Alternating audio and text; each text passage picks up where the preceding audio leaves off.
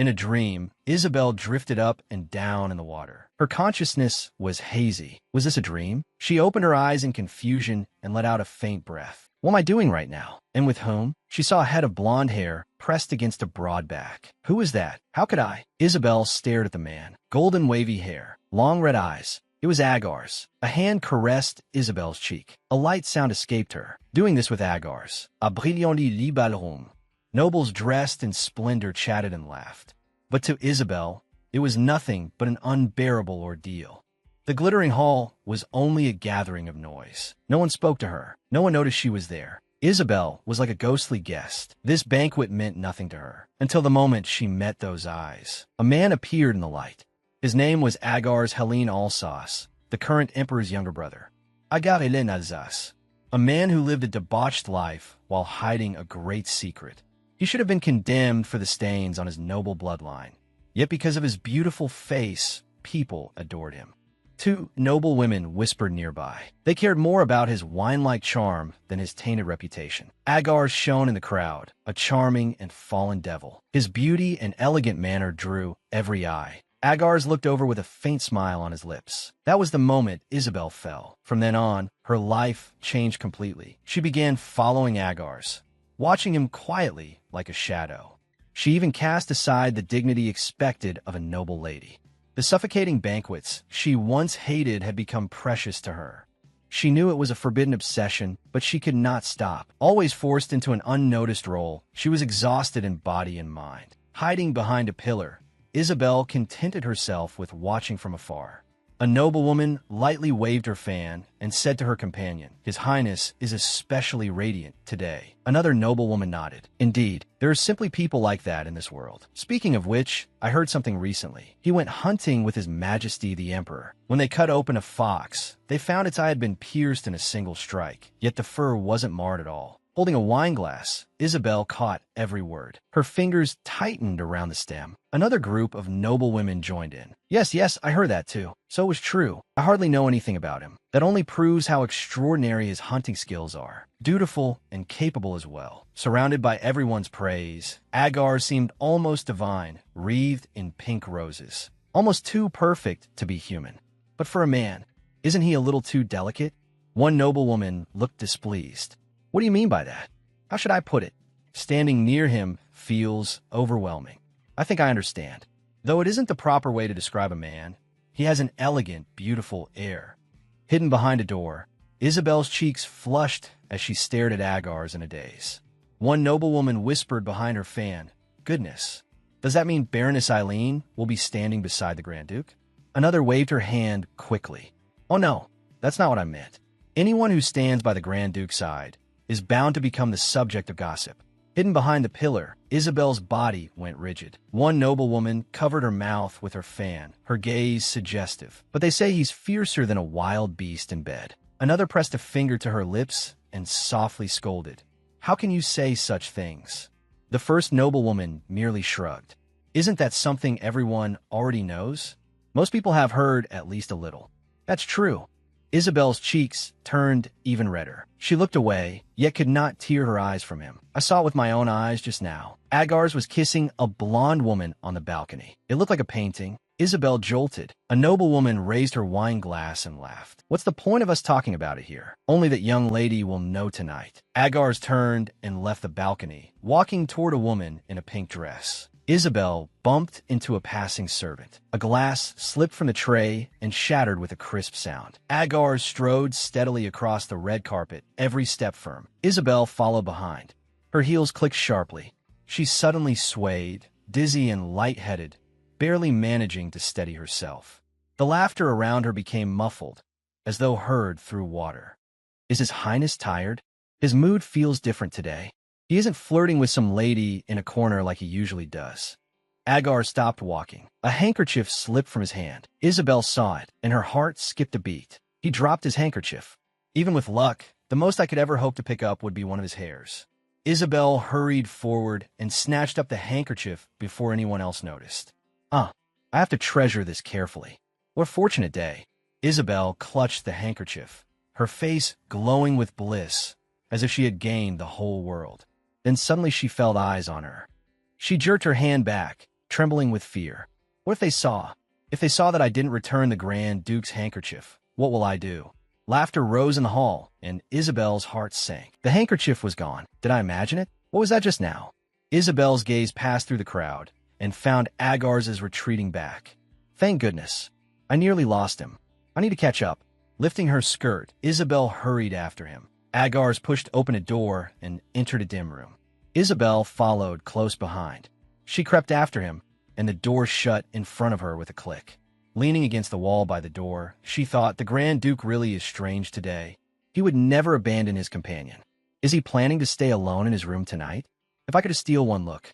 Isabel's eyes fell on the doorknob. She held her breath. Is it locked? If it is, I'll go back and fall asleep thinking of him. But tonight he looked especially lonely. Maybe. Isabel's cheeks flushed, her heartbeat quickening. If the door is open. She reached out and tremblingly grasped the coal knob. The handle slowly turned. Click! The door opened. Isabel's pupils constricted, her heart pounding like thunder. Isabel pushed the door open and stepped inside. Footsteps drew near. Someone's coming. Her body froze, her heart stopping cold. What do I do? Where can I hide? She looked around frantically for a place to conceal herself. I must be insane. Isabel saw Agar's lying on the bed, his blonde hair scattered, his eyes shut. I must be insane.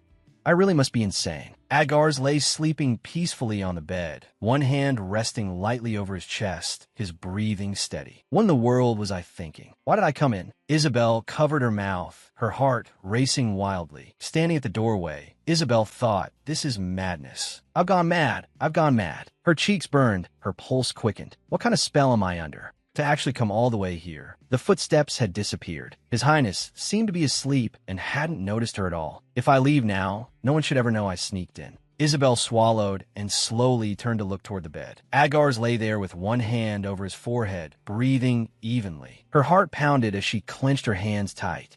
She took off her heels and stepped barefoot across the cold floor toward the bed. Just a little, just for a little while. Isabel's gaze hardened with resolve. Just to see his face up close. If that's all, it should be fine, right? Isabel bent over and gazed at the sleeping Agar's. It really is Lord Agar's. It's my first time seeing him this close. He was like a sculpture. Isabel was entranced. Even in dreams, she had never seen such a face. Moonlight gold hair, skin white as snow. Even his pale lips were perfect. There was nothing lacking. If not now, when would I ever get this close to him? Isabel's fingers trembled slightly. She had regretted entering the room just moments ago, but now she reached out and gently touched Agar's cheek. Her heart hammered, but now, I'm glad I came in. Isabel bent down and kissed Agar's on the lips. Agar's eyes flew open. He woke. Isabel recoiled in terror, covering her mouth. He woke up.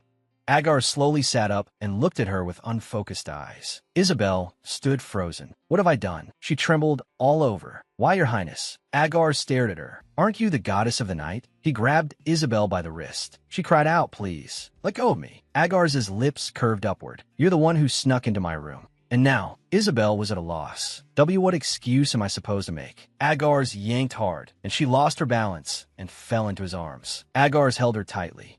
This works perfectly. Isabel stiffened in his embrace, her mind going blank. What? Agar smiled. Who are you? He licked his lips. I need your help. Isabel looked at him in confusion. What? Lord Agar's. Are you drunk? This was strange. Agar's hadn't had any hard liquor tonight, yet he looked intoxicated. Suddenly, he shoved Isabel down onto the bed. She gasped. She struggled. No, please. Agar's fingers reached for the ties of her dress. Don't be afraid. There's nothing to fear. With a light tug, he undid the ribbon at her waist. Agar's let out a satisfied sigh. The sash loosened, and Isabel's clothes slipped down. Her shoulders trembled. Her voice shook. Your Highness. Agar's murmured, I want to tear it off. Isabel flushed scarlet. You. What do you mean? Agar's voice turned commanding. Then you do it. Take off this dress yourself. His hand dropped weakly. I don't have any strength right now. Isabel's eyes widened. Take it off? This is too dangerous. I have to run now. Her heart pounded like mad, but her body refused to move. Her heart thundered, but Agar's lay on the bed, urging her with his eyes. Yes, that's right. Isabel's fingers undid the buttons on her dress. The skirt slipped down and pooled among the pink flowers. Agar's looked at her. Your reaction is adorable. His fingers slid beneath Isabel's skirt. Her body shuddered. Your Highness. His fingertips traced her thigh there. Agar's whispered in her ear, spread your legs. Isabel's eyes widened in shock. What? Agar smiled. Please. He pulled Isabel into his arms. Their eyes met, and the sound of their heartbeats echoed in the silence. Isabel's cheeks flushed. What did you mean just now? That didn't sound like a compliment. Now what am I supposed to admit? Her fingertips brushed Agar's lips. Agar said, it's fine, so please. Isabel lowered her eyes, her cheeks glowing red. Agar smiled. Good, you did well. Isabel let out a soft laugh. Hey, that tickles. Agar's lay on the bed, his crimson eyes fixed on her. Now come on top of me. Isabel's violet eyes trembled, and her face flushed instantly. She bent down, bracing her hands on either side of Agar's chest.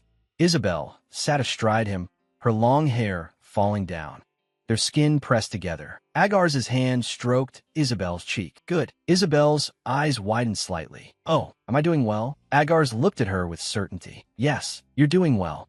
Isabel lowered her head. No one had ever said such a thing to me before, especially not someone like Agar's. She smiled brightly. What an honor. Agar's looked at her. You're beautiful. I should cherish you a little more. He unbuttoned his shirt, revealing a firm chest and abdomen. Isabel couldn't look away, and her heart skipped again.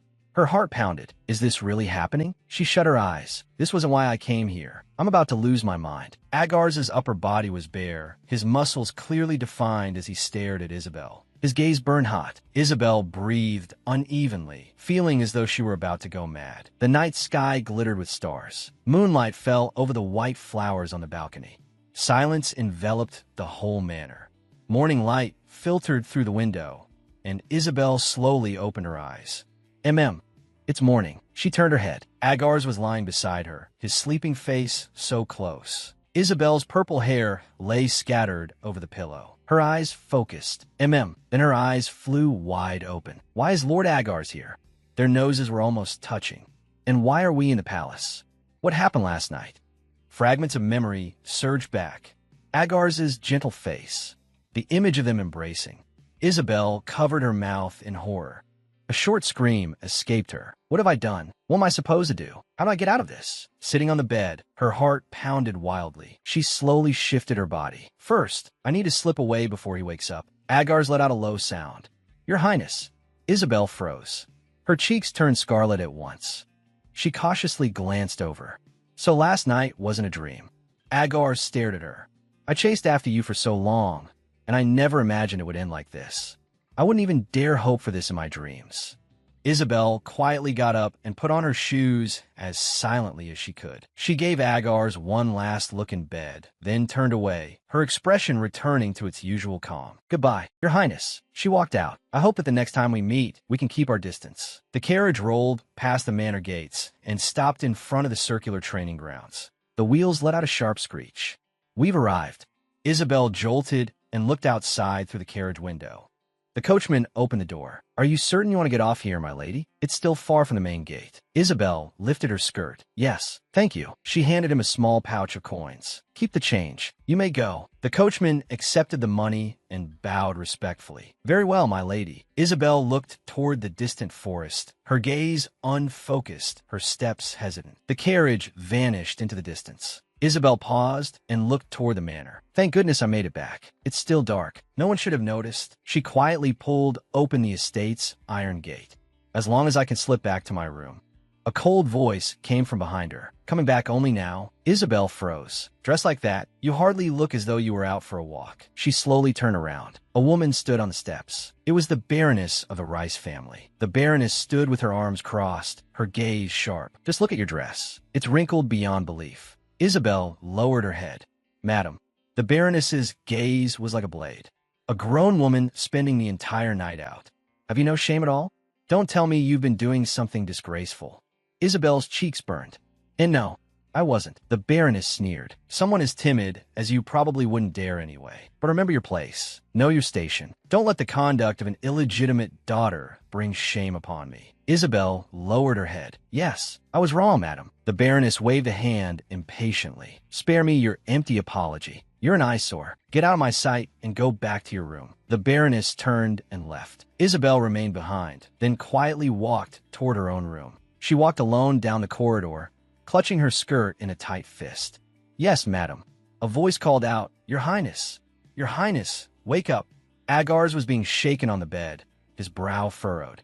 What? A man stood at the bedside. It was Sean, Agars' secretary. Do you know how long I've been searching for you? Get up already. Agars' head throbbed violently. What the hell? So it's you. He waved a hand. Get lost. Sam blinked. Get lost. That's the first thing you say to me after waking up? I nearly wore my legs out looking for you. Agars was shaken hard by Sean. Stop shaking me.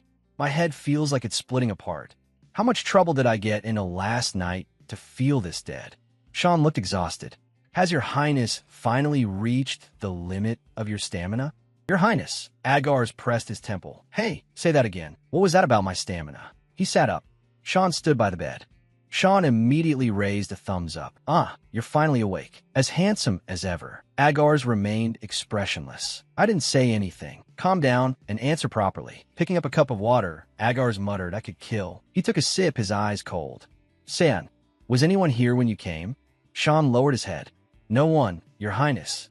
Agars stared at the cup. Is that so? Sean looked at him. Come to think of it, it's unusual. Usually your partner is still in bed while you've already disappeared.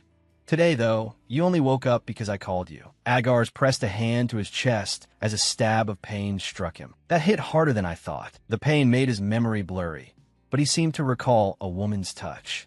Agars' gaze sharpened. I should have looked at her face. He turned his head. HM?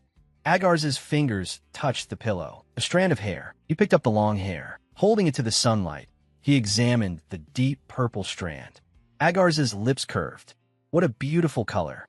Behind Agars, Sean gave a thumbs up. Wow, as expected of you. So extravagant. There really isn't anything that doesn't suit you. A vein twitched at Agars' temple. He turned to face Sean. Sean, you should be grateful you work for me. If you served any other noble, you would have been beaten half to death by now. Sans Maïv, thank you for the compliment. That aside, you don't look very well. Shall I escort you back to the Grand Ducal residence now? Agars put on a white coat. No, we're going to the palace. Sean blinked. The palace? What are you going there for? Agars turned slightly and looked into the distance. A smile touched his lips. To see my brother. The palace basked in sunlight, ringed by green trees, calm and serene. Footsteps echoed through the empty corridor. Leather shoes struck the steps, one steady step at a time. Agars appeared in the doorway with his arms spread. Long time no see. Hands in his pockets. Agars spoke lightly. It's been this long. And you didn't miss me at all, brother? Ali stood with his back to him, his profile cold. His hands were folded in front of him. His expression remained impassive. What do you think you are? Agars touched his neck. The Emperor's office. Alice glanced sideways. Then you know perfectly well. Resting his clasped hands on the desk, he said coolly, You should call me your majesty. He was Emperor Eilis Helene Alsace. Agars gave a light laugh and turned away. Then he dropped to one knee, placing a hand over his chest. Agars Helene. Alsace greets His Majesty the Emperor. Eilis looked at him and sighed. You could just call me brother. Agars stood. If you're going to dislike it anyway, why say that, brother? Are you busy? Eilis tapped the desk lightly with his finger. Yes, if you help me, I'd likely be far less busy. Agars paid no heed and dropped onto the sofa. How could someone as incompetent as I am possibly help my dear brother? A twitch crossed Eilis' forehead. Then at least be quiet. Eilis set down a document and looked at the attendant standing nearby. Is there something you need? The attendant poured hot tea into a cup. What did you come here for? Agars lounged on the sofa. What did I come for? Do you not even consider that I came because I missed you, brother? Eilis stayed expressionless. Not in the slightest. How cold? Eilis continued, looking over documents. I heard you didn't even return to the Grand Ducal residence yesterday. It's about time you married and settled down. Do you intend to keep living like this? Agars raised the teacup and drained it in one swallow. What's this? You're even talking about marriage now. Are you my parents, brother? Eilis didn't even look up, his eyes fixed on the documents. I'm your brother. That's exactly why I can say it. Besides, you're already well past marriageable age. That was true. The imperial family had always been sparse in number.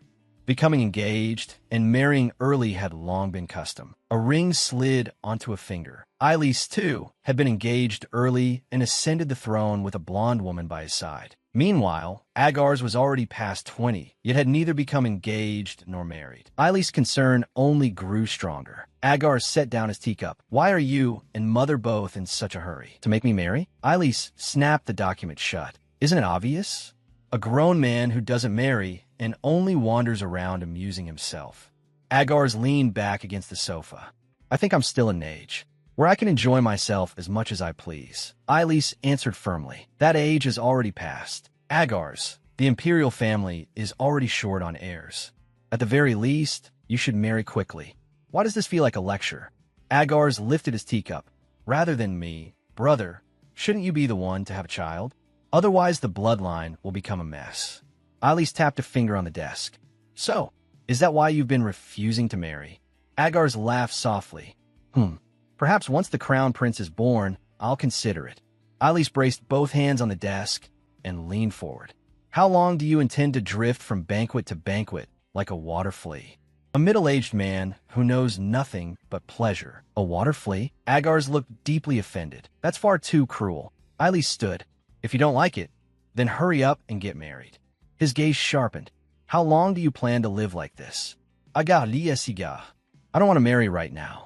What can I do about that? He slowly breathed out a ring of smoke. Brother, want one? Eilis held his teacup. No, and don't smoke in front of me anymore. Salandia doesn't like it. Eilis took a sip, his expression gentle. A man changed by his wife. It made Agar's widen his eyes. Agar's looked incredulous. Wow, you've become just like father, doting on your wife. Eilis set down his teacup. Well, if Her Majesty the Empress doesn't like it, then I can't help that. Enough of this. Agar's leaned forward. Weren't we done already? Eilis stared at him. What did you mean by saying you don't want to marry? Agar spread a hand. Nothing much. I just haven't met a woman I want to marry yet. If possible, I'd like to marry someone I truly love. Eilis gave a small, amused laugh. Hearing the word love come out of your mouth is ridiculous. Why? Agar's arched a brow. You think I'm incapable of love? Eilis lifted his teacup. Not that. It's just that you don't look like someone who understands what love is. For a younger brother, those words felt almost like a curse. But don't you love mother and me? That's familial affection. You ought to think about someone who isn't related to you by blood. Eilis pointed at Agar's. If you bring home someone you truly love, I won't refuse anyone. Think carefully. Even if it's some beggar from the street, I wouldn't care. As long as you bring me a woman. If you do that, I'll hold a wedding for you grander than my coronation and my own marriage ceremony. Agar's imagined such a scene and shuddered all over. His expression darkened, and he covered his forehead. I didn't come here to talk about this. Eilis asked, then what did you come for? Agar's crossed his legs and leaned back into the sofa. Anyway, what I'm trying to say is, Isabel sat alone, hugging her knees, soft sunlight falling over her.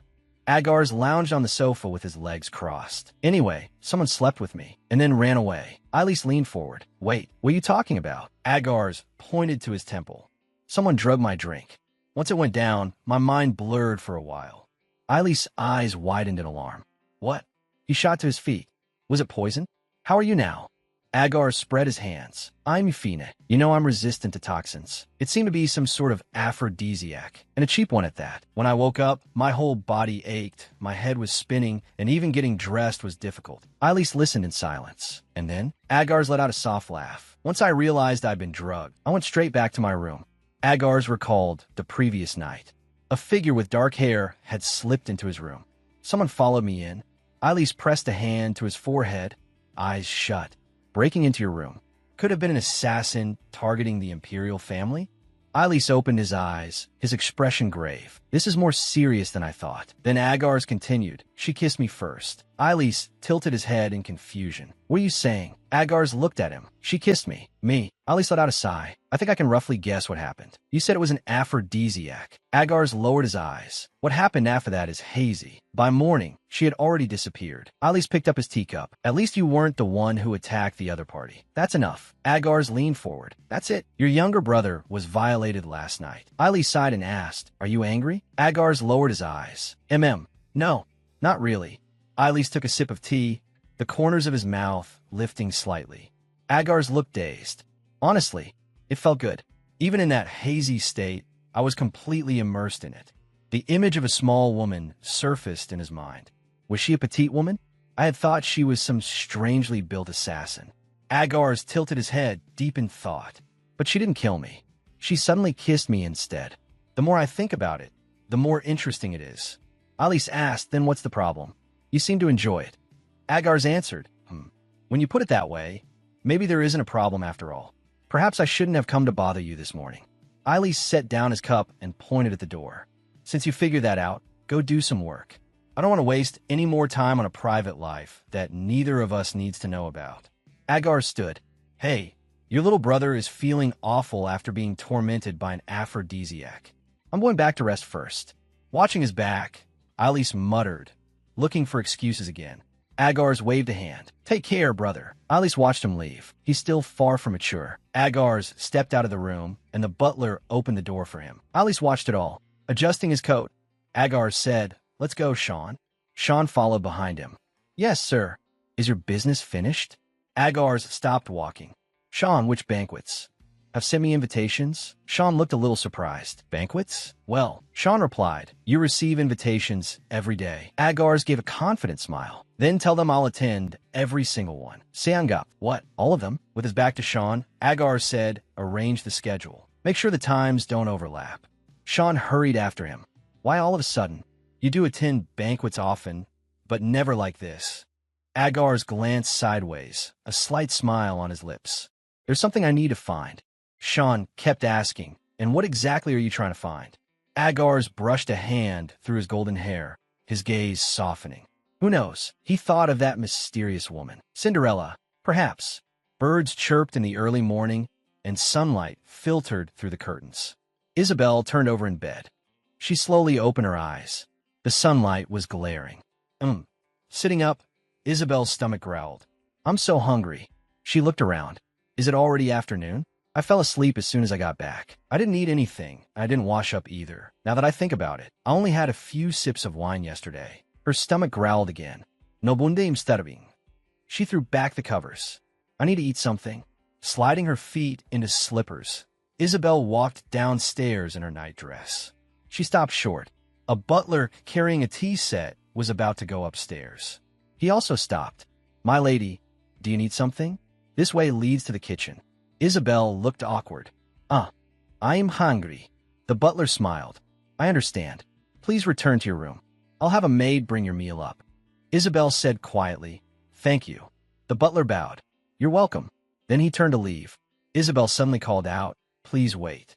Her gaze was steady as she looked directly at the butler. She had made up her mind. The butler turned back. You called for me, my lady? Isabel gathered her courage. Yes. Could you prepare some bathwater for me? The butler smiled in response. Bathwater? Certainly. I'll have it prepared along with your meal.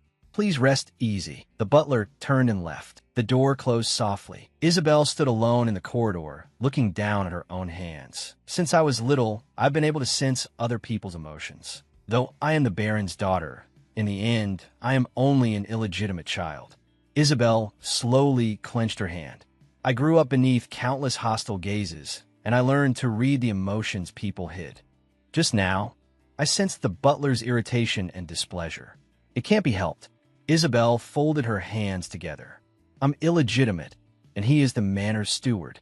Of course he wouldn't treat me the same way he treats the other nobles. Or rather, Isabel's eyes darkened. He find me troublesome. That's more accurate. A knock came at the door. My lady, your meal and bathwater are ready. Isabel came back to herself. Comin. Two maids pushed a trolley into the room. Food and bathing items were set upon it. Hot water poured into the tub while the maids laid everything out. Here is your meal and bathwater. Please call for us again when you're done bathing. Isabel stood with her back to them. Thank you. You must be busy. Please go back to your work. The maids left quietly, and the door shut softly. Isabel took off her nightdress and looked at her body. The marks from last night still remained. There's a bath in this house prepared for noble young ladies, but that isn't a place I can use. Every time I bathe there, I'm only reminded of how out of place I am. Isabel stepped into the tub, warm water washing over her body. But today, I'm glad I'm illegitimate. Isabel closed her eyes as steam curled around her. Lord Agar's. Leaning by the window, she let out a soft sigh. The night sky was crystal clear, and a full moon hung high above. The sound of cicadas pierced the silence among the leaves. She looked up at the sky. The moon is beautiful. If only my room were a little higher. That radiant moon among the stars felt like gazing up at Lord Agar's himself. Isabel's eyes grew hazy. I want to keep looking a little longer. It's a shame the trees are in the way. Should I just go outside to see it? The door was pushed open. Isabel spun around. A silver-haired woman stood in the doorway, looking irritated. It was Lilith, the daughter of Baron Rice. What rotten luck. Why are you out of your room? Isabel startled. I just wanted to go for a walk. Lilith snapped sharply. Didn't I tell you to keep your head down when you walk? Isabel immediately lowered her head. Sorry. Lilith clicked her tongue impatiently. The moment I step outside, I have to see your face. What bad luck. Hey, where are you going? It was Alan Rice, the eldest son of Baron Rice. I received an invitation. I'm going to the Count's banquet. Lilith flew into a rage. What, brother? How can you accept that woman's invitation? Isabel's eyes darkened. A banquet. Alan patted Lilith on the shoulder. Don't be like this, Lilith. Every time you see her, you act like you're dying. Lilith turned on Alan. Doesn't she annoy you too? She shook off his hand and glared at Isabel. An illegitimate daughter dares walk around this house with her head held high? Ridiculous. As the Baron's legitimate child, I have every right to be angry. Isabel stood quietly, her hands folded before her, her eyes lowered. Lilith was born to the Baron and Baroness, the true young lady of this estate, and I am only an illegitimate daughter.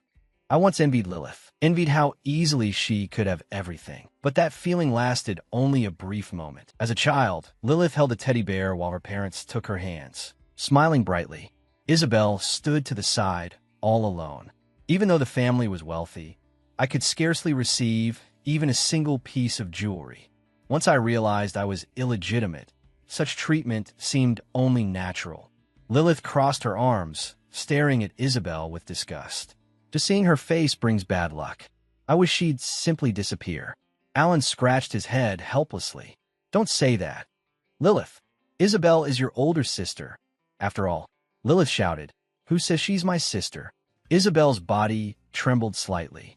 Alan hurriedly covered his ears. I didn't mean your sisters. I just meant she's older than you. Lilith shoved his hand away. Honestly, brother, you're annoying too. Alan turned to Lilith. Oh dear, our little princess is in a bad mood. You can't go out looking this pretty while sulking like that. Come on, let's go. Alan pulled Lilith away. After a few steps, Isabel suddenly spoke. Alan stopped and looked back at her. Isabel gathered her courage. May I ask, will the Grand Duke be attending the banquet as well? Alan looked a little troubled. I'm not sure. I haven't heard that he'll be there, and he doesn't attend every banquet. Isabel's eyes dimmed. So he won't come this time either? In a quiet voice, she replied, I understand. Thank you for telling me. Alan pushed Lilith along as they continued walking. It's nothing. We're already late. You shouldn't wander around either. Go rest. Isabel answered softly. Their footsteps gradually faded away. Isabel stood there alone and lifted her head. Her gaze drifted into the distance again. The evening breeze brushed past, stirring the hem of her skirt. Lord Agar's, what might you be doing right now? Tonight's moonlight is especially beautiful. Are you looking at the moon too, just like I am? Isabel shook her head. What am I even thinking? I've always been just one of Grand Duke Agar's admirers. Ever since that night, I haven't been able to stop thinking about him. What am I supposed to do? For now, I should stay quietly at home. If I knew for certain the Grand Duke would be there, that would be different. It's better than sneaking out for no reason. Just because I can't see him for a while doesn't mean anything terrible will happen. I'll wait patiently for a few days. bright sunlight. The first day, the second day, Isabel spent her time by the window in restless agony. She sat, then stood, then sat again. Her feet kept swinging as her hands clenched tightly. In the end, she decided she still had to go. The ballroom glittered in gold, crowded with guests. Isabel wore a white gown and held a wine glass. Her eyes searched through the crowd as she lightly twisted the stem. I came after all. I meant to pretend I didn't see him, but before I knew it, my eyes were always searching for him. Isabel's cheeks flushed, and whenever I think of what happened that day, I can't calm myself. Her thoughts drifted back to that night, to Agarz's arms around her. I thought once would be enough, but just a little more. I want to feel him again, even if only a little. A commotion rose in the crowd, drawing Isabel's gaze. She jolted in surprise, almost dropping her glass. The guests all turned to look, murmurs spreading. A man was walking through the crowd. Agarz. He wore a white formal outfit with a slender purple sash, his blonde hair gleaming beneath the lights. Isabel's heart shook. Lord Agarz.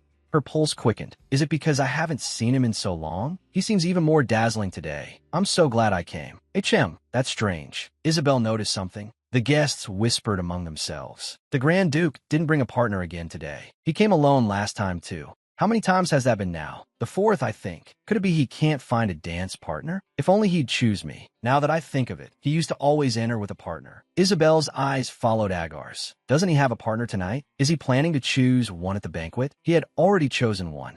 Isabel saw Agar's walking toward a dark-haired woman. The guests whispered.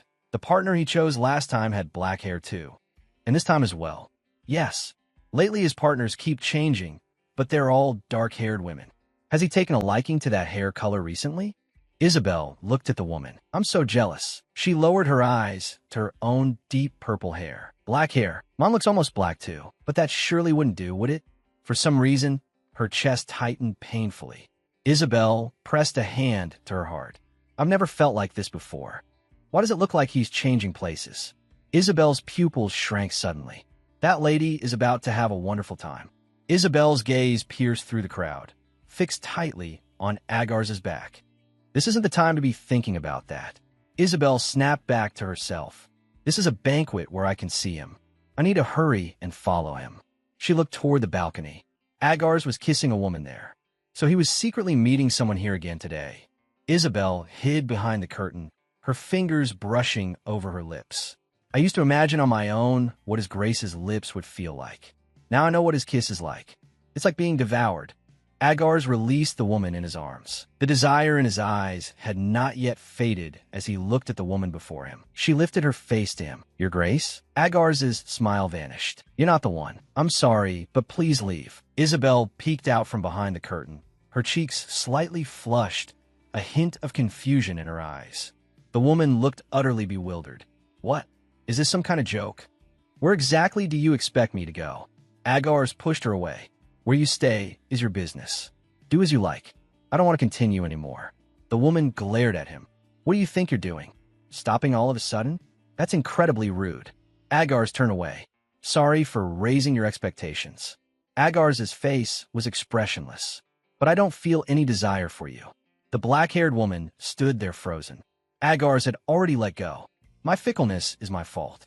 I apologize. The woman flew into a rage. You eunuch. Agarz turned and flung off her hand. I said I was sorry. The woman stamped her foot in fury. You're the one who suggested this first, and now you're backing out. How ridiculous. Isabel hid behind the curtain, her heart pounding. I was this close to being found. The woman stormed off. What a waste of time. Isabel peeked out. What on earth is going on? Lord Agarz never used to stop in the middle. Agarz stood alone on the balcony. Irritated, he ran a hand through his hair and let out a long breath. His eyes were closed, and there was a trace of exhaustion in his expression. Harder to catch than I imagined. Isabel hid behind the curtain, stunned. What does he mean by catch? Agarz opened his eyes. Enough. At those words, Isabel stiffened.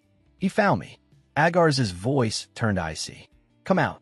Agarz turned his face slightly. A cold smile tugged at the corner of his lips. Isabel's heartbeat quickened. Is he talking to me? She clutched the fabric over her chest. Agarz repeated himself. I said come out. Isabel froze in place. What should I do? Did he notice me? A girl with her head lowered stepped out. Isabel turned. So there was someone else hiding too. Agar's raised a hand and gently stroked the woman's black hair. I didn't expect to find you here. He gave a faint laugh. Do you like black hair? Is that why? Agar shook his head. No, it's not my preference. The woman asked, then what is it? Agar's asked as it died. The woman answered, yes. Do you like this color? Agar's guided her away. Then you're out too. Miss, please return safely. The woman cried out, wait.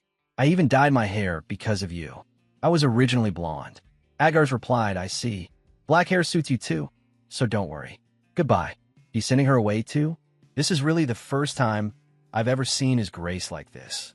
Agar's mattered. I'm tired. Hurry up. I need to get this over with. You two come out. I know you're here. Isabel's eyes widened, tears nearly spilling out. He has to be talking about me. Isabel panicked. Is there still someone else? Or is he really talking to me this time? Agar's voice sounded again. Come out on your own while I'm still asking nicely. Isabel trembled all over. Should I run? What do I do? There was no room for doubt in Agar's tone. Isabel gripped the hem of her clothes tightly and slowly stepped out from behind the curtain. Agar's turned around, and his gaze fell on her. Flowers bloomed behind him, as though it were all an illusion. Isabel lowered her head, her heart pounding like a drum. Your Grace. Agar's looked down at Isabel. Come closer. He touched Isabel's long hair. Did you come because you heard I was interested in black hair too? Isabel trembled nervously. I'm too nervous. My body won't move. Agar's looked at Isabel. But your face looks unfamiliar. So who are you? You've been staring at me all day, miss. He noticed I was following him, but it didn't matter. Agar's hand slid through her hair. Did you dye your hair black too? No. Then Agar's copper eyes narrowed slightly. At last, he stared at her. From up close, it's bluish purple. Isabel looked at him in confusion. Agar's wrapped one arm around her waist, cupped the back of her neck with the other, and suddenly pulled her close. He crushed his lips against Isabel's. Isabel could hardly breathe under the kiss. She tried to struggle. Agar's let her go, and the two of them stared at each other, breathing hard. Your Grace. Isabel's face was burning red. Why is it you? A light flashed in Agar's eyes. It's you. Isabel looked at him in confusion. What does that mean? Agar stepped closer to Isabel and lowered his voice. It was you, wasn't it? A look of realization appeared on his face. The Cinderella who ate me up and ran away. Isabel's eyes went wide, her pupils shrinking in shock. Ate you up? What are you talking about, Your Grace? Agar's gripped Isabel's wrist tightly. Playing dumb? He pressed closer with every step. It was you. You devoured me and then ran. Isabel struggled desperately, trying to escape. What does that even mean? No, that's not it. Agar's looked down at her. And the one who drugged me at the banquet 3 days ago, was that you too? Isabel's mind went blank. Drugged? That wasn't me. Isabel shook her head frantically. Really, please believe me, Your Grace. Agar's curled his lips into a cold smile. Isabel recalled the day of the banquet. His Grace had been acting strangely. So it really was because of something like that. Agar smiled faintly. If you didn't drug me, then that means everything else is true. So it really was you who spent the night with me. Isabel felt as though she'd been struck by lightning. Her whole body went rigid, and her lips trembled. Your Grace. Isabel lowered her head. She was shaking all over. I'm sorry. I apologize to you. Agar's took her hand. Don't tremble. In a soft voice, he said, it's all right. I'm not angry. Agar's held Isabel's hand. Actually, I've been looking for you this whole time. Isabel took a step back. Were you looking for me to report me? Agar's denied it. Report you? No. Isabel lifted her gaze at him in confusion. Then why? Agar's raised a hand and touched Isabel's cheek. I was curious about your face. Agar smiled. So I finally caught you, my Cinderella. Isabel's eyes filled with shock. Cinderella? Agar's hand slid to the back of her neck, pulled her closer, and kissed her again. His other arm wrapped around Isabel's waist, deepening the kiss. Isabel's body jolted. He really kissed me. Agar's let her go, his voice echoing beside her ear. I've been searching for the woman who spent the night with me. That clumsy kiss just now made it unmistakable. Agar stepped back, his eyes certain. It's you. Even if I don't remember anything else, I remember your kiss and how you felt very clearly. Isabel's cheeks flushed. Her breathing turned ragged. She tried to back away, but Agar's hand caught her. Isabel gasped. Your Grace. Agar's kissed her again, giving her no chance to escape.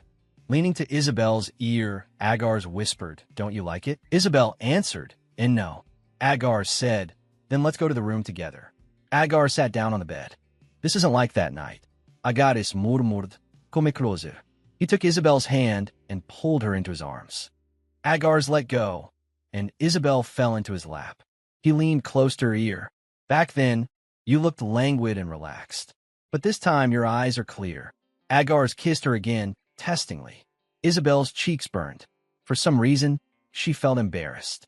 Agar's hand slid down her back and undid the tie of her clothes. Her clothes slipped down, and Isabel's body was exposed.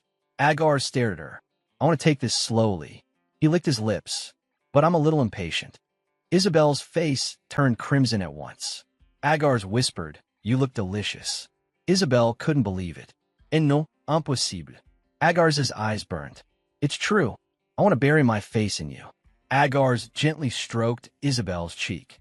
"But we can talk about that later." He pulled Isabel into his arms and held her tightly. Isabel let out a short cry of surprise. Agar's lowered his head to look at her. "Right now, I just want to hurry."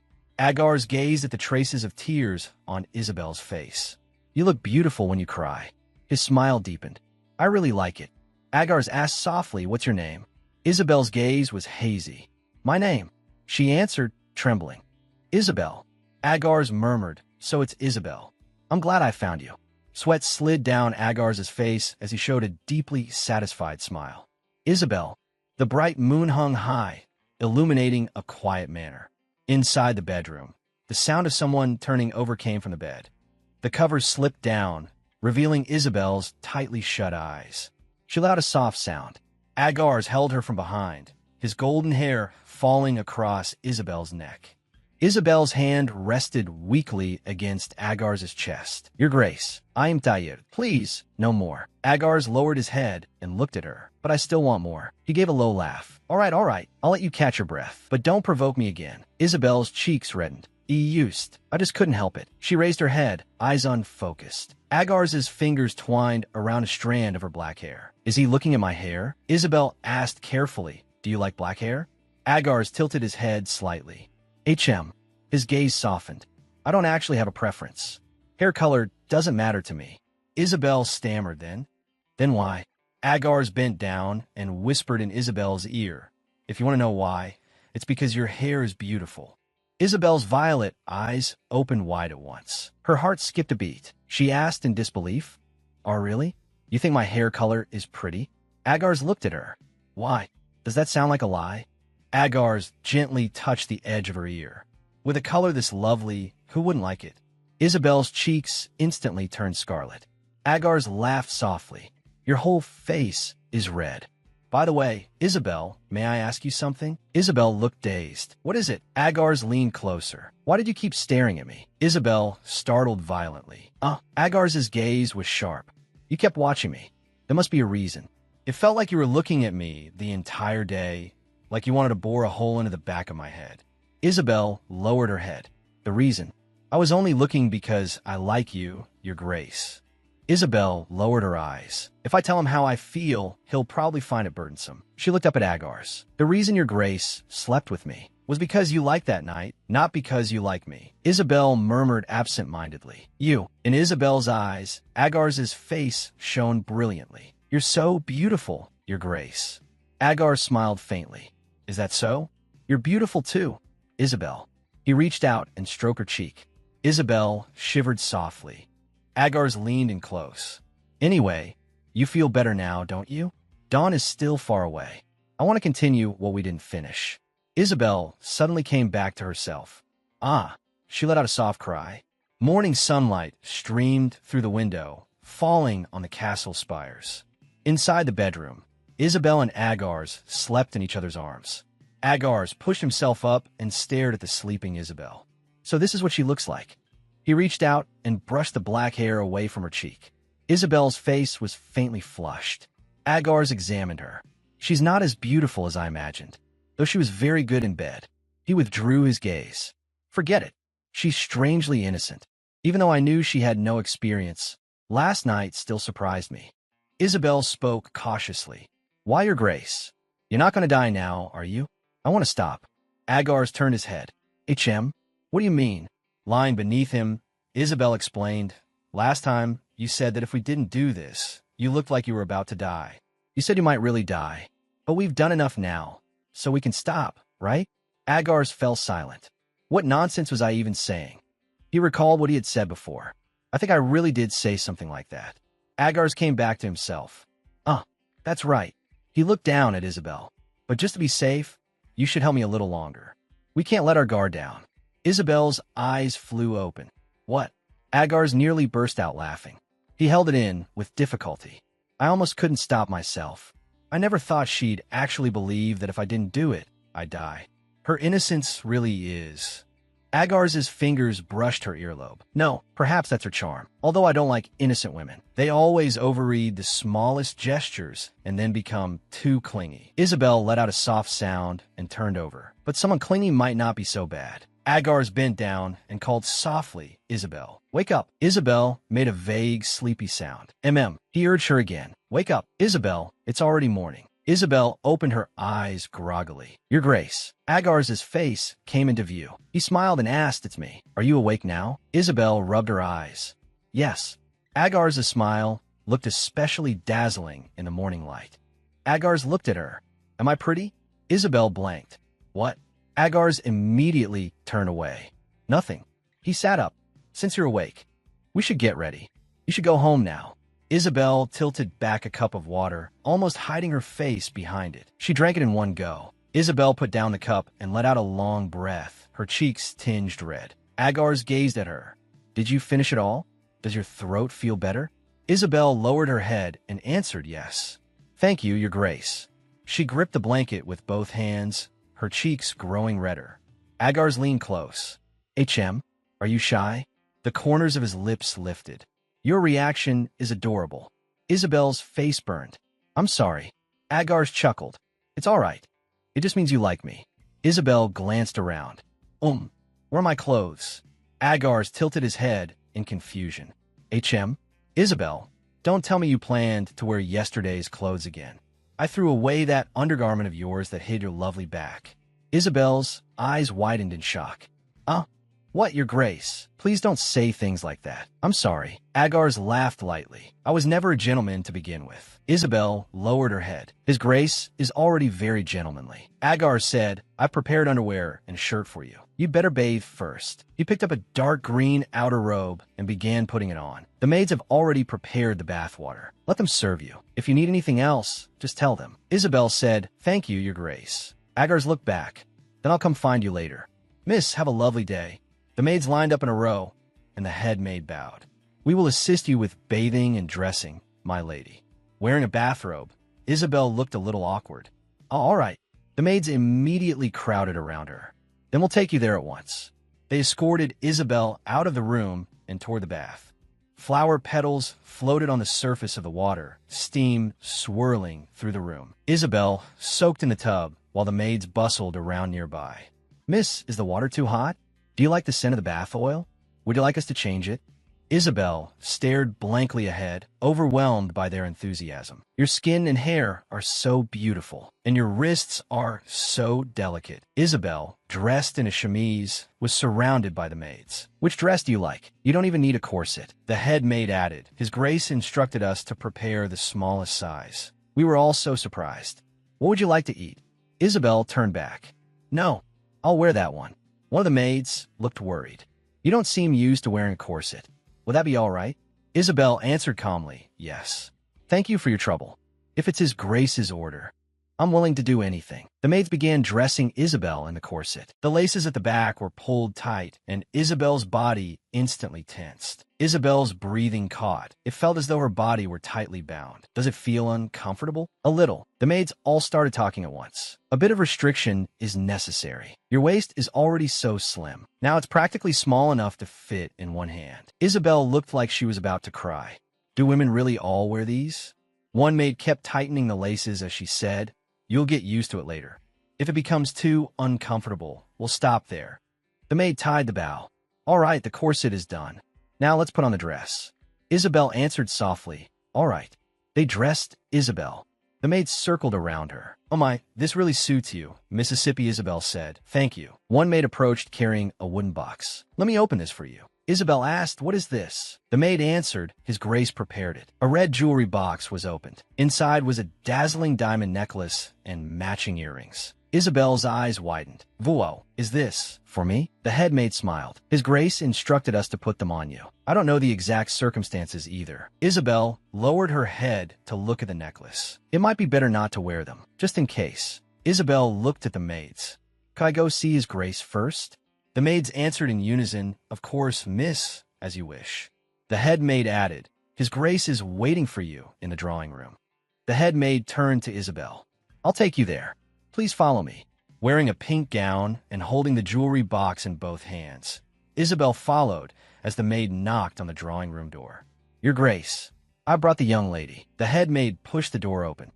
Cool. The door opened. Agars was sitting on the sofa, one leg crossed over the other, a teacup in hand. He lifted his eyes toward her. "You've come." Isabel looked at Agars, her heart racing. His golden hair glowed in the sunlight. She could hardly believe it. Merely seeing him was enough to fill her with happiness. Isabel's gaze lingered on him. His favor was somehow directed at her alone. It felt like a dream. Isabel entered the room. "I'm sorry to have kept you waiting." Agar set down his teacup with a crisp sound. Making a woman wait is a man's privilege. He paused. "But you didn't wear the necklace and earrings." Isabel blinked. "May I really wear them?" She hugged the jewelry box. "I brought them just in case, if they aren't needed." Agar's cut her off. "Of course. Come here. I'll put them on you myself." He took the jewelry box from her hands. Standing behind her, Agar's personally fastened the necklace around her neck. "I never thought His Grace would do it himself." Isabel's heart would not stop pounding. For some reason, it feels almost like a proposal. Isabel's cheeks turned pink, and yet this somehow felt even more embarrassing than spending the night with him. Agar's put the earrings on her. They're all on." He stepped back to admire her, then handed Isabel a small mirror. "Would you like to look?" Isabel took the mirror. In it, she saw herself dressed magnificently, the necklace and earrings sparkling. She stared at her reflection in surprise. Isabel felt a little awkward. "Would it be strange for me to walk around like this? I've never dressed up like this before." Agars gazed at her. "I know it suits you. You're beautiful." Isabel's cheeks reddened further. "Oh, really?" Agar smiled. "Of course. You look lovely when you're playing too, but all dressed up like this, you give a completely different impression." Isabel clasped her hands tightly. "As I thought, such lavish finery is too much for me. But if His Grace says I'm beautiful, then I want to try it at least once. Besides, hearing him praise me himself, this happiness." Isabel raised her face and looked at Agar's. "Thank you, Your Grace." Agar smiled in reply. "You're welcome. Then the next time we meet, I'll return them to you." Agar's froze. "What?" Looking down at her, he said, "Return them? What is that supposed to mean?" Isabel looked up, confused. "Why would I do that?" Agar's eyes widened, his face full of bewilderment. Isabel looked equally puzzled. "Weren't they lent to me?" Agar's asked sharply. "Do I look like the kind of man who take back gifts?" Isabel was stunned. "Gifts?" Agar's confirmed it. "Yes, gifts." He stepped closer again. "Are you trying to make me into the sort of petty man who reclaims what he gives away?" Isabel hurriedly shook her head. "And no, of course not." Agar's lips curved slightly. "Is that so?" Agar's gently touched Isabel's earlobe. "For my sake, accept them." Isabel's cheeks flushed. Stammering, she replied, "Why, yes, I'll gratefully accept them. Thank you, Your Grace." Agar's withdrew his hand. "Don't mention it." Isabel lowered her eyes. "So they were a gift." She touched the necklace at her chest. "I should be happy, but receiving this gift only made her feel a little sad. Because after this, I may never see His Grace again." Agar suddenly spoke. Then, Isabel. Isabel looked up at the sound of her name. "Yes." Agar's asked, "The next banquet, when will you attend one?" Isabel thought for a moment. "The next banquet? I'm planning to attend one tomorrow." Agar's pressed. "Which banquet are you going tomorrow?" Isabel answered, "I plan to attend Count Carter's banquet." Agar smiled faintly. "Then I'll go there as well. See you tomorrow." Isabel looked up at him, stunned. "Tomorrow?" Isabel's heart raced. "Does that mean you'll attend Count Carter's banquet tomorrow as well?" Agar's answered firmly, "Yes." Isabel's cheeks flushed brightly. "Does he really want to see me again?"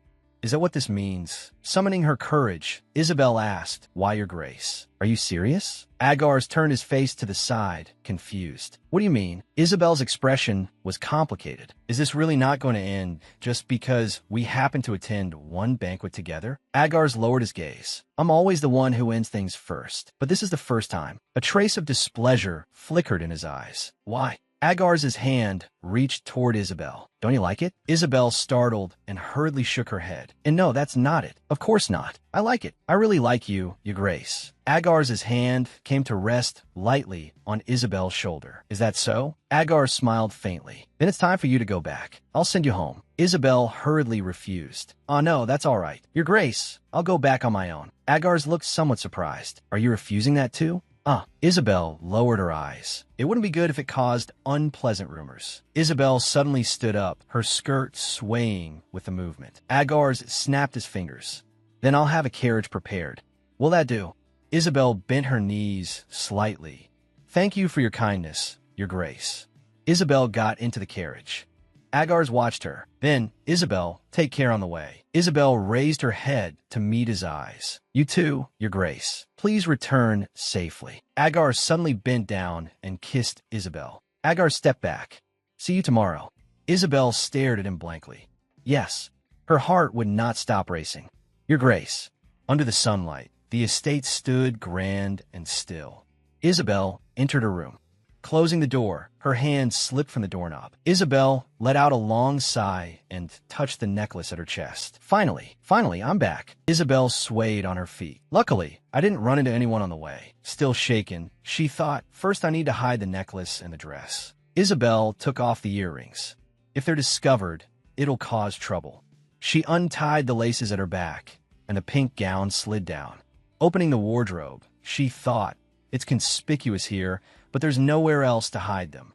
Isabel placed the dress and the jewelry box deep inside the wardrobe. "I always clean my own room, so the maids never come in. That means no one will go through my wardrobe." Isabel shut the wardrobe door and let out a long breath. "Now I can finally relax." Isabel collapsed onto the bed, sinking into the soft blankets. Sprawled out, she thought, what a chaotic day. The first time someone prepared bathwater for me. The first time someone hurt me like that. The first time I've done so many things. Isabel lay on her side, but it felt like I'd gone to another world. Ever since yesterday, I can't even tell whether I'm still in reality. Isabel turned over, her thoughts in turmoil. Maybe looking at that will calm me down. Isabel put her feet on the floor and reached beneath the bed. She pulled out a box. "My treasures I've collected until now." Isabel opened it. Inside, small bottles were neatly lined up. They were traces of His Grace. Isabel's cheeks flushed. "This is His Grace's hair.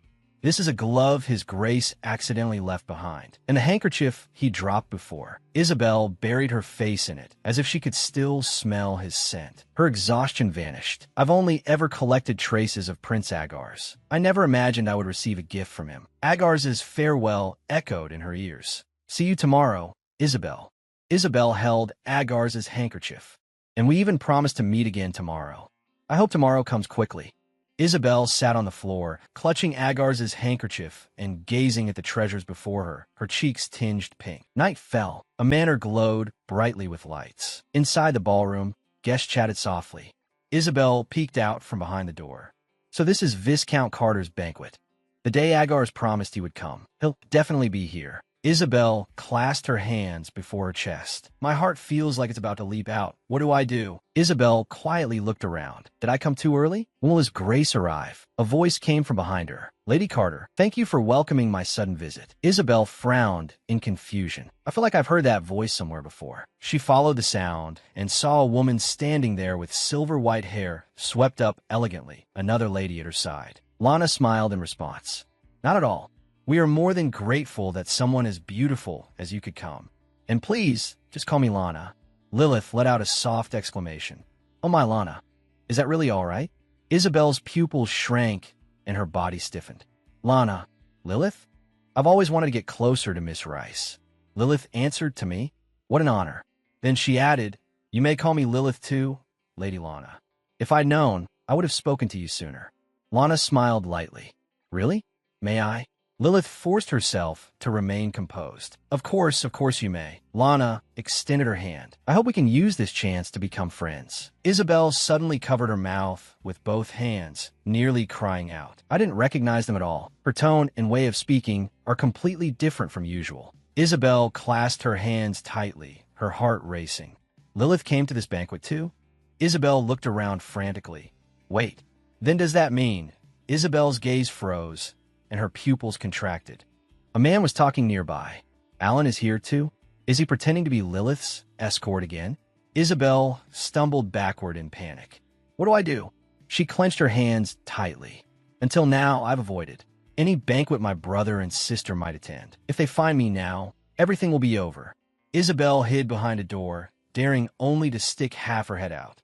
I was so focused on seeing his grace that I completely forgot about this. At the very least, I should have checked beforehand. If my family finds out and discovers that an illegitimate daughter is attending a banquet, severe punishment will fall on me. Isabel clenched her fists, cold sweat running down her back. No, I need to find somewhere to hide first. The best place would be the innermost corner. Isabel moved quietly and watched from behind a pillar. A female guest praised Lilith. Lilith, your dress is lovely. You look even more beautiful today. Lilith smiled. Thank you for saying so. It's because Lana said she likes this color. Really? Isabel turned and hurried away. Isabel hurried down the corridor. Should I just go back now? She gripped her arms tightly. What do I do? What should I do now? I have to see Prince Agar's. His figure appeared in her mind. If I leave now, I don't know when I'll get to see his grace again. Standing with her back to the ballroom, Isabel was torn inside. I feel like I should go back immediately, but his grace is coming to this banquet too. What should I do? She made up her mind. No, I won't go see him. Isabel held her head in both hands, looking distressed. Then she clasped her hands together. I'll just look once. Just once at his face, and then I'll leave. This place is secluded. I won't be discovered easily. As long as I stay here and don't move, I should be able to slip away quietly. Isabel held her breath. Suddenly, a stir rose in the distance. She cautiously peeked out from behind the pillar. At the entrance to the ballroom, Prince Agar's had appeared. Isabel's cheeks flushed pink. He really came. A middle-aged nobleman opened his arms wide. Your Grace, it is our honor to have you here. Agar's replied, You are too kind. I should be the one thanking the Viscount for the invitation. The nobleman continued, How could we enjoy ourselves alone when you are here? Ah, and this is my daughter, Lana. Hurry and greet his Grace. Lana curtsied. It is my honor to meet you. Your Grace. Agar's gave a slight nod. The pleasure is mine, Lady Carter. Lana raised her head. To be able to see you from such a close distance makes me incredibly happy. She praised him sincerely. You're truly so handsome. Agar's remained expressionless, his gaze indifferent. A polite smile hung on Agar's face. Thank you for the compliment, my lady. Isabel stared from behind the pillar. What are they talking about? Agar's was speaking with Lana, surrounded by guests. Isabel stood on tiptoe. Is it because I'm too far away? I can't see his Grace's face clearly, but I can't leave this spot either. Should I just go back like this? Agar's eyes swept over the crowd and paused for a moment in one direction. Time seemed to freeze. His gaze passed through the crowd and landed directly on the place where Isabel was hiding.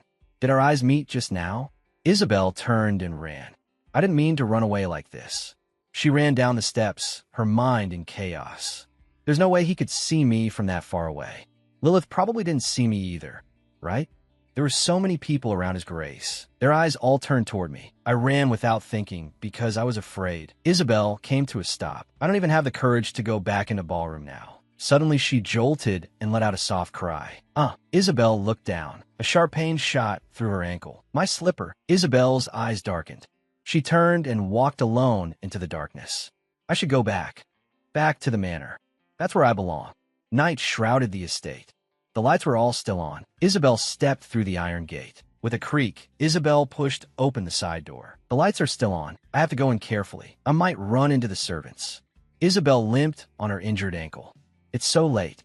Normally the lights would already be out. Could everyone still be looking for me? No, impossible. They're probably waiting for Lilith to come back from the banquet. This is the home that waits for Lilith's return, not mine. I don't have family here at all. Isabel pressed a hand to her chest. Why did I let myself expect anything? Isabel suddenly turned around.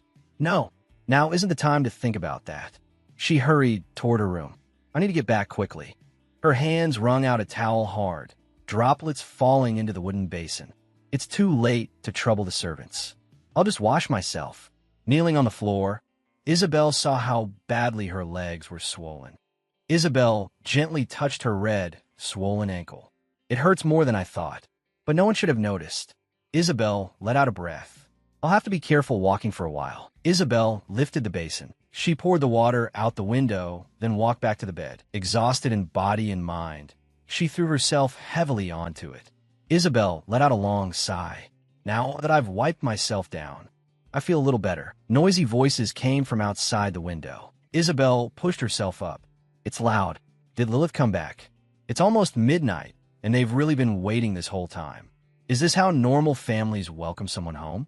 Suddenly, the bedroom door was flung open. The Baroness stormed in, arms thrown wide. Isabel's pupils shrank. Baroness. The Baroness put her hands on her hips. The whole family hasn't come back yet, and you're sleeping peacefully? How can one person be so cold-hearted? No wonder I can never like you. Isabel lowered her head. I'm sorry. The Baroness glared at her. And you're still sitting arrogantly on the bed? Isabel hurriedly got up. As soon as her feet touched the floor, a sharp pain shot through her ankle, and her body trembled. My foot hurts. The pain in her ankle made it impossible for her to stand steady.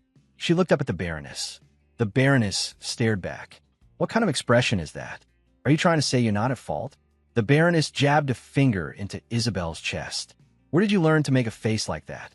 Honestly, Isabel trembled from the pain. I'm sorry. The Baroness closed her eyes. Enough. No matter how much I try to teach you, it's useless. Isabel choked out to the Baroness. What did you come to see me for? Since you've come this late, it must be for something. The Baroness turned away. Guests will be arriving at the house soon. She cast a cold glance at Isabel. They'll be staying for several days. During that time, be careful and don't wander out where you can be seen. Isabel lowered her head. Guests? May I ask who is coming? The Baroness looked at her coldly. What use would it be for you to know? What if some young nobleman who comes here is tempted by trash like you?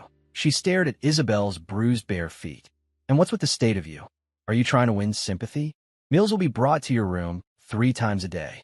If you need anything, call a servant. The Baroness delivered her final order. You are absolutely not to step outside this room. Do you understand? Isabel obediently replied, Yes, I understand. The door slammed shut. Bang! Isabel stood alone in the empty room. Guests? Looks like I won't be able to go out for quite a while again. A few hours earlier, Agars ran a hand through his blonde hair, his expression languid. He lifted a hand to sweep back his hair and examine himself in the mirror. Sean stood to one side. Sean's eyes stayed fixed on the mirror. Why is he staring at the mirror like that? This doesn't feel good. Sean murmured, Why are you looking at the mirror like that? Your Grace? Have you fallen for your own face once again? Agars's mouth twitched. Agar spun around, anger suddenly rising. I really ought to cut out your tongue and make you shut up. Sean yumped. Your Grace, your jokes are terrifying. Agars advanced on Sean. Do I look like I'm joking? Sean quickly straightened. It's just that you look especially handsome today. Our prince is far too exceptional. It makes even my shoulders swell with pride. Sean took a step back. Even if you cut out my tongue, fine. But wouldn't that be a loss to you, Your Grace? You know how capable I am, how hard I work. If I couldn't speak, the loss would be enormous. Agars grabbed Sean by the collar. You'd be even better if you worked in silence. Sean instantly submitted. I'm sorry. Agar said, Enough. Give me the gloves. Sean immediately handed them over. Yes, Your Grace. Agars pulled on the white gloves. Does it really look good? Sean blinked. What? Agars turned around. I'm asking whether this outfit suits me. Sean asked, What are you saying? Looking at Agars's profile, he added, Your Grace, are you going to threaten to cut out my tongue again? Agar sighed. That talk of cutting out tongues frightened you that badly? I won't do it. Go on. Do I really have to tell the truth? Sean summoned his courage. Your Grace, you are extremely handsome. But you don't look like you're going to a banquet. You look more like you're going to capture someone. Agars threw on his cloak and strode out of the room. Sean hurried after him. Agar stopped by the balcony, and Sean caught up. Your Grace, you can't suddenly run out like this. Agars looked into the distance. What? Has that woman already run away? She's quick. His eyes darkened. No. He turned to face Sean. What are you trying to do? Agars curled his lips into a faint smile, the flames blazing behind him. We're going to Baron Rice's manor. Sean grabbed Agar's by the arm again. I told you, please calm down. Agar shook off his hand. What is it? Sean looked at him anxiously. Please calm down and listen to me first. Agar seized Sean by the collar. What? Sean demanded. What exactly are you planning to do there? Suddenly visiting an unmarried young lady's home. Leaving without a word was already improper enough. If people find out you went to see an unmarried lady again, the consequences will be disastrous. Please think this through, Your Highness. This is already beyond what I can handle. Agar's let go of him. I'll take responsibility. Move. Sean pressed a hand to his forehead, his head pounding. And how exactly do you plan to take responsibility? He asked. Are you going to take responsibility for that young lady too? Like last time, Agar's fell silent. His jaw tightened. Sean lightly patted him on the back. Looks like you've finally calmed down. Sean turned his head slightly, the corners of his lips lifting. Still, I can't say I don't understand. Women have always been the ones chasing after you. This is the first time someone has run away from you. From Your Highness's point of view, perhaps it wounded your pride. Or maybe, for the first time, being treated like Cinderella provoked you. Or perhaps she deliberately ran away just to provoke you. If that's the case, then it can only be seen as a scheme. But no matter what, she really did seem to be running away. An escaping Cinderella. That's actually quite fitting. Sean's smile widened. You were so confident before. This blow must have hit you harder than expected. Agar's eye twitched. Are you laughing? Sean immediately wiped the smile from his face. Of course not. I'm only trying to get Your Highness's attention. Then he added unhappily. Are you really not going to do anything? At the very least, you should discuss it with me. That's what you should have done from the start. He pushed up his glasses. I said shut up and come with me. Agar's turned and strode off, leaving Sean standing there alone for a moment. The two walked one after the other along the balcony. Agar spoke. He really ran away. I don't understand why he ran. But causing a little trouble doesn't matter. A thought flashed through his mind. The authority of the royal family made manifest. Agar's turned around. The wind stirred his golden hair, and a playful smile curved his lips. Sunlight filtered through the leaves and spilled into the empty room. Birds chirped outside the window. One hand gently stroked another, fingertips overlapping. Isabel let out a faint murmur in her sleep. A hand patted her cheek. Hey, get up. Lilith stood with her arms crossed and barked sharply. I said get up already. You're eating and sleeping for free in someone else's house, and you're still sleeping this late. Isabel jolted awake. She sat up instinctively with ease and looked up dazed. Lilith. Lilith's gaze turned icy. I told you before. Don't call me by my name. Isabel immediately lowered her head. All right, I'm sorry. Lilith looked annoyed. Honestly, what an idiot. How many times do I have to say it before you understand? So irritating. Isabel looked at her. What happened? Why are you here? Lilith looked at Isabel by the bed. Did you go to Count Glatt's banquet yesterday? Isabel's eyes trembled. Why was Lilith asking that? Her hands unconsciously clenched the fabric of her nightgown. So when did she see me? Sitting on the edge of the bed, Isabel lowered her head. I really didn't go. Do I look like someone who would go? The silver-haired woman let out a cold snort. How am I supposed to believe someone who can't even manage a proper disguise? Fine. It has nothing to do with you. Did you really think I wouldn't find out? Unease welled up inside Isabel. Lilith turned to leave. All right. You've heard, haven't you? We'll have guests staying here for the next few days. You've been told not to come out. Sitting on the bed, Isabel watched her retreating back. Yes, I know. With her back still turned, Lilith said, Don't draw attention. Stay in your room. Okay. The door slammed shut. Isabel sat alone on the bed and let out a long breath. A few peaceful days passed like that. At last, the long-awaited guest arrived. Feet that had been in high heels stepped onto the floor. Isabel peered out through the crack in the door. That person, it was her. Lana, the Count's daughter. Isabel's thoughts raced. Our families aren't even close enough for her to make a personal visit, are they? A servant opened the door. Miss, your meal is ready. Isabel spun around in shock. Isabel opened the door. A servant stood outside holding a tray. The tray was set down on the floor, the dishes giving a soft clink. Wow, steaming hot soup. Soft bread. Tonight's dinner was especially lavish. Isabel picked up the bread and took a big bite. Whenever there were guests, the food was always better. I never expected Count Glad's daughter to come. When will she leave? Isabel wondered as she ate. When there were guests, it was safest, although being unable to leave her room was stifling. Isabel closed her eyes and savored a moment of peace. Besides, with my foot like this, I can't go anywhere anyway. I hope she stays a few more days. The next day, Count Glack's daughter stayed on, as Isabel had hoped. Lana and Lilith strolled through the garden. Lana looked around. The garden is beautiful. Lilith smiled in response. Thank you for the compliment, Lana exclaimed. You can really tell how much care the lady of the house put into it. Still smiling, Lilith said, my mother would be delighted to hear that. She always says the garden is the pride of our family. Lana laughed softly. My mother says the same thing. I suppose mothers are all alike. I didn't expect us to get along so well. So this is how noble ladies meet and socialize? Isabel hid behind the curtain and eavesdropped. I'd only heard about it before. This is my first time seeing it. What a fascinating world, Lilith suggested. How about going to the theater today? Lana's eyes lit up. The theater? Wonderful. What kind of plays do you like? I like Adolf. At that name, Isabel's hand tightened. Adolf. I actually really like heroic stories. I was planning to watch it several more times. Heroic stories, huh? That suits you. Lilith said, that play is still showing now. Let's go together. I'm curious about it too. Lana readily agreed. I'd love it if you'd go with me. Then let's leave right away. Sitting in the Hall of Glory balcony has always been my dream. Isn't that every young lady's dream? The balcony is usually reserved for royalty. Hearing their footsteps fade away, Isabel's whole body went limp and she collapsed to the floor. Gripping the curtain tightly, she thought that was close. Hidden behind the curtain, Isabel envied them. They could go out so freely. How nice.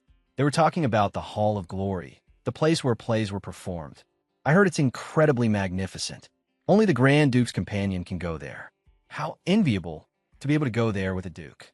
A trace of longing showed in Isabel's eyes. But after the guests' visit on the third day, I was exposed after all. Isabel's fingers twisted nervously at the buttons of her dress as she stood right in front of them.